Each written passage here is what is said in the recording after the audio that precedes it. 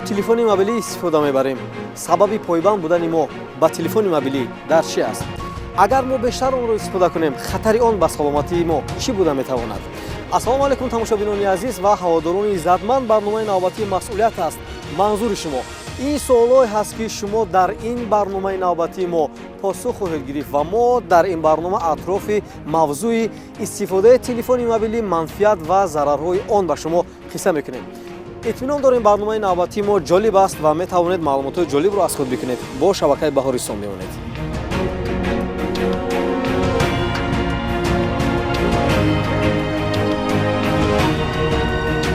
пешравии илму техника ба мо имкон дод то ба дастовардҳои зиёд ноил шавем ва дуруст аст ки ҷаҳони муосирро бе пешравиҳои назаррас дар самти илму техника тасаввур кардан ғайриимкон аст. талаботи замон моро маҷбур менамояд то ба он пойбанд бошем.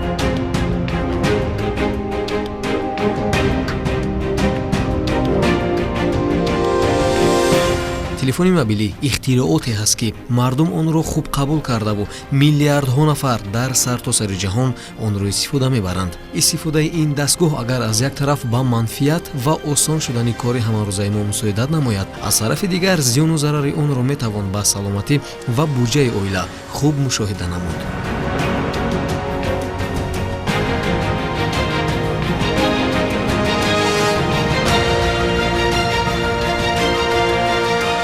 албатта чӣ гуна таъсир доштани телефони мобилӣ ба саломатӣ ва буҷаи оила аз худи мо вобастагии калон дорад. истифодаи бемаврид ва гуфтугӯи бемақсад сабаби чунин зарарҳо шуда метавонад. олимон исбот карданд ки ҳангоми аз 10 то 60 дақиқа тариқи телефон суҳбат кардан, организми шахс бояд барои барқароршавӣ 8-14 соат истироҳат кунад. олимон инчунин кашф намуданд ки пас аз суҳбат бо телефон шахс камтаваҷҷӯҳ гашта фикрҳояш парешон мешавад.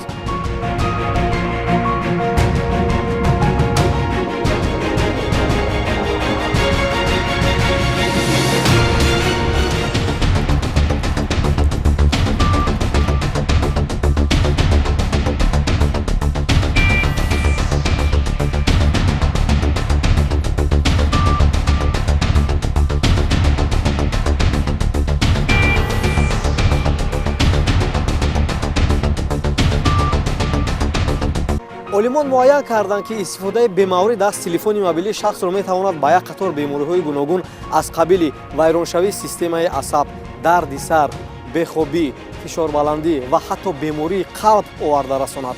пас биёед барои истифодаи телефони мобилӣ тасмими дуруст бигирем. зарари телефони мобилиро дидед шумо ё не? шояд зарар кара бошад, шояд накара бошад. ани гуфта наметавонем. ба чашм зарар дорад, ба майнаи сар. ба худи шумо чӣ зарар кард телефон?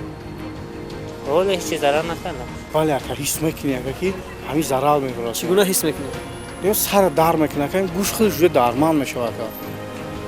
ҳамин хеле организм ко ака ҳис мекунӣ ки я чӣ хеле беҳаракат мешавад ки монда мешавад ака. асаби одама хаста мекунад. бефара мешавад.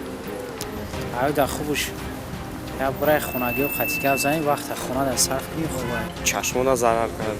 ҳо зарар кард. ба шумо чӣ?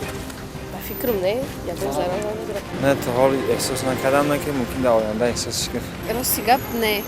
шояд ки бошам мафаҳмидаги нестам. зарари телефони мобилиро ба саломатитон эҳсос кардед? не накардам. зарар дорад, дар ҳаққа зарар дорад. одам монда мекунад. ҳаққа маҷбурим истифода барем, монда мекунад бисёр вақт. фоида фақат. шумо чӣ? зрение. яъне ба чашми шумо зарар карда лакай?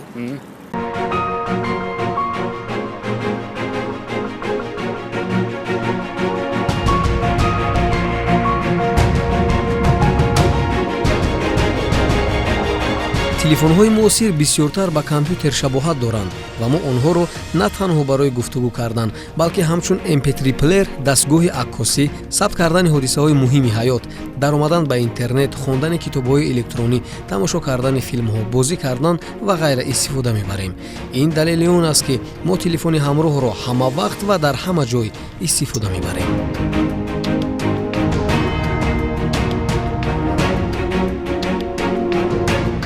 тавре мушоҳида мегардад коргарон, донишҷӯён, мактаббачагон ва ҳатто пиронсолону кӯдакон имрӯз аз телефони мобилӣ васеъ истифода бурда, баъзеҳо бо худ 2 ва зиёда телефони ҳамроҳ доранд.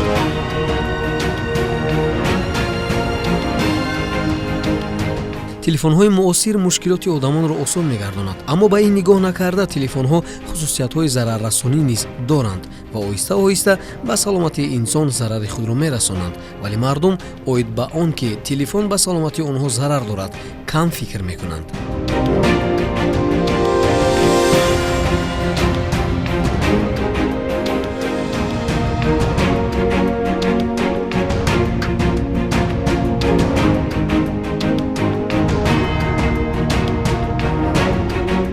тақрибан 70% истифодабарандагон бо телефон зиёда аз 30 дақиқа дар як рӯз гуфтугӯ мекунанд.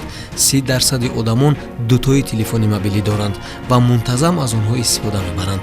Фақат 20% истифодабарандагон медонанд ки телефони мобилӣ ба инсон зарари калон мерасонад.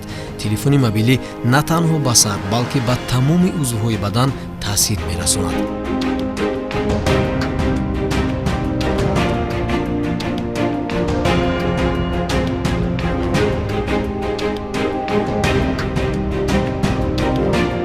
ҳангоми танаффуси байни гуфтугӯҳо бисёре аз мо онро дар ҷайб, баъзан дар наздамон гузошта мехобем. яъне сарчашмаи зиёди афканишоти электромагнитиро бевосита дар назди худ нигоҳ дошта организмамонро ба сарбории гароне гирифтор мекунем ки он боиси сустшавии на фақат системаи марказии асаб, балки пастшавии муқовиматпазирии организм ва ангезандаҳои берунӣ, бактерия ва вирусҳои касалиовар мегардад.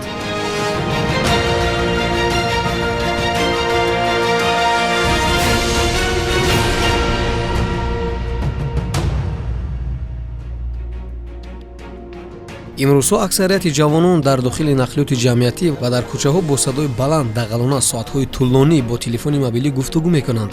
онҳо ҳатто фикр ҳам намекунанд ки ба як нафари дигар халал расонида истодаанд. ҳоло он ки истифода бурдани телефони мобилӣ дар дохили нақлиёт зарари ӯро якчанд маротиба зиёд мегардонад ва дар ин ҳолат зарар на танҳо ба худи ӯ, балки ба атрофиён низ мерасад. ин гуна истифода бурдани телефонҳо далели он аст ки на ҳамагон фарҳанги дуруст истифода бурдани телефони мобилиро медонанд. чӣ гуна таъсири манфии онро мо эҳсос мекунем? паст шудани қобилияти корӣ, тез хасташавӣ, асабӣ шудан, паст шудани хотира, камхобӣ, парешонхотирӣ ва саратони мағзи сар. акнун дар ин қисмат бояд мушоҳида мекунем ки мо дар як рӯз чанд соати вақти пурқимати худро сарфи истифода аз телефони мобилӣ мекунем. дар як рӯз шояд 2 соат 3 соат телефон ки гап мезанем. خیلی که بکار شدم اون وقتی 1 ساعت 2 ساعت میخوام. аниқ гуфтан наметонем, мумкин ҳеҷ набари агар 2 соат 2.5 соат ака аниқ мумкин бравад. аниқ бале. шумо чӣ? ма хаяка. тақрибан 2 соат. бо хона дар вайфай дорем, бисёр истифодаш мекунем. 6 соат ба фикрам 5 соат. 5-6 соат. ҳар хел фақат. шумо чанд соат истифода мебаред? Як рӯз 3-4 соат. дар як рӯз 5 соат. 7-8 соат. 5-6 соат истифода мебарем. аз 40 дақиқа то 1 соат. 2-3 соат. шумо чӣ? Примерно так же. 2-3 соат. тақрибан як 4-5 соат. 8 соат 9 соат.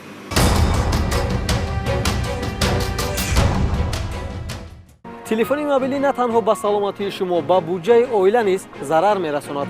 тасаввур кунед, шумо агар дар як ҳафта 50 сомон ба телефони мобилиятон гузаронед, ин баробар аст ба 200 сомон дар як моҳ ва 200-ро мо ба адади 12 зарб мезанем, баробар мешавад ба 2400 сомонӣ дар як сол.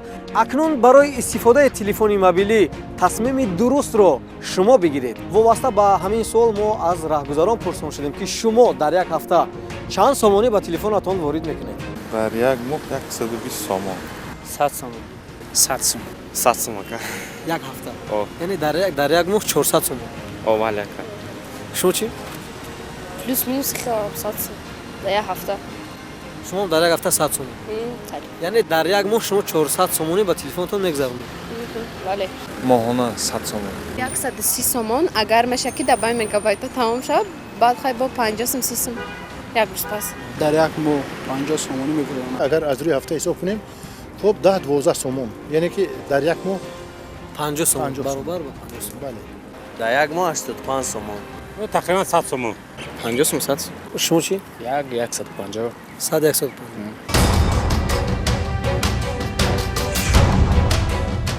дӯстон, мо дар мавриди зиён ва зарари телефонҳои мобилӣ гуфтем. Агар онро хуб истифода кунем, кӯмакрасони мо хоҳад буд. Дар ин қисмат доир ба чанд ҷиҳати мусбати телефонҳои мобилӣ бароятон маълумот хоҳем дод.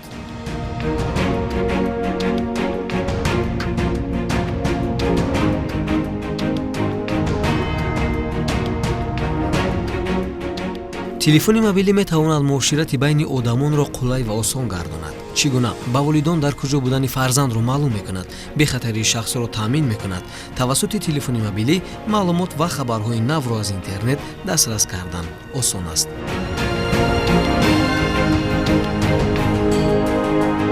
дар ин қисмат чанд тавсияи мутахассисонро барои шумо пешниҳод менамоем ва эътиминон дорем, ки тавсияҳои мутахассисонро сармашқи кори ҳаррӯзаи хиш қарор медиҳед.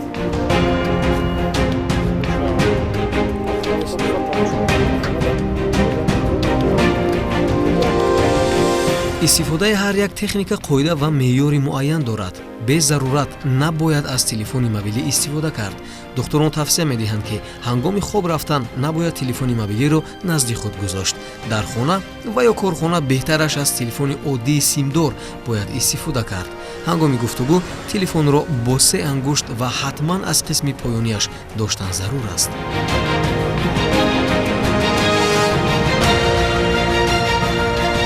албатта имрӯзҳо гурӯҳҳои ифротӣ бо истифода аз шабакаҳои иҷтимоӣ ва роҳу усулҳои махсус ҷавононро ба доми худ гирифтор намуда, ки ин амал низ аз истифодаи нодурусти телефони мобилӣ сарчашма мегирад, ки сабабгори бадбахтӣ мегардад.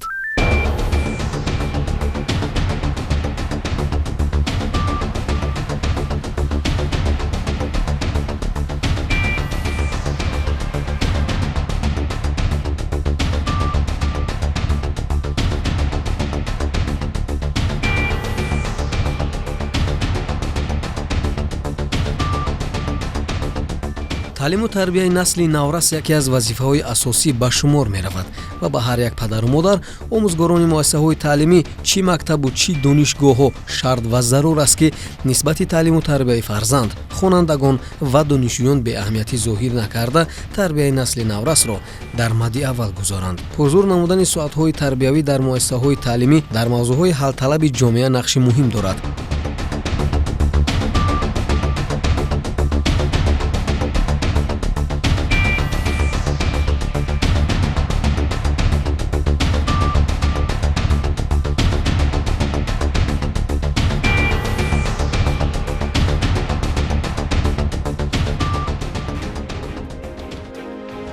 истифодаи ками телефон ба фоидаи саломатии инсон аст. ҳастанд нафароне, ки телефонҳои худро ҳамавақт дар бар мегардонанд ва ҳатто дар бистари хоб низ нигоҳ медоранд ва ҳатто ҳангоми ба нуқил пайваст будан низ истифода мебаранд.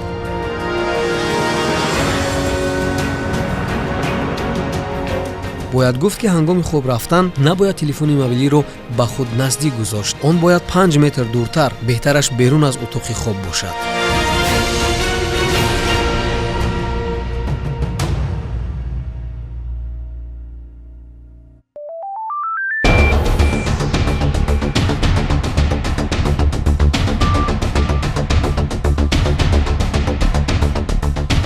аз рӯи ҳисобҳо солҳои охир шумораи нафароне, ки аз омоси майнаи сар азият мекашанд, зиёд шудааст. агар 10 сол пеш 50-70 нафар дар як сол бо бемории омоси майнаи сар ба духтурон муроҷиат мекарданд, солҳои охир теъдоди чунин беморон ба 200-300 нафар расидааст.